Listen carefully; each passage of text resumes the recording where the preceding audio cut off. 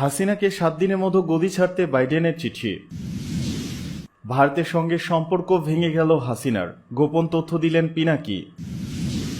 শিক্ষার্থীদের উপর ছাত্রলীগের সশস্ত্র হামলা মধ্যযুগীয় বর্বরতাকে হার মানিয়েছে, অভিযোগ কর্নেল অলি আহমেদের। শিক্ষার্থীদের উপর ছাত্রলীগের হামলার প্রতিবাদে ছাত্রদলের বিক্ষোভ।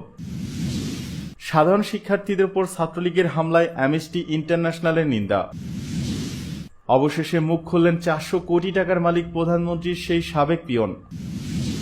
হাসিনাকে 7 দিনের মধ্যে গদি ছাড়তে বাইডেনের চিঠি। এবার শেখ হাসিনার উপর বেজায় চটেছেন মার্কিন প্রশাসন। বাংলাদেশে চলমান দুর্নীতি, দ্রব্যমূল্যের ঊর্ধ্বগতি, কোটা আন্দোলনে শিক্ষার্থীদের উপর হামলা, বিরোধী দলের নেতাকর্মীদের উপর জুলুম নির্যাতনের ঘটনায় গভীর শঙ্কা প্রকাশ করে 7 দিনের মধ্যে গদি ছেড়ে দিতে হাসিনাকে চিঠি পাঠিয়েছেন মার্কিন স্টেট ডিপার্টমেন্ট। চিঠিতে বলা হয়, এভাবে অবৈধভাবে ক্ষমতা ধরে রেখে দীর্ঘদিন বাংলাদেশের মানুষের উপর এই অমানবিক নির্যাতন নিপীড়ন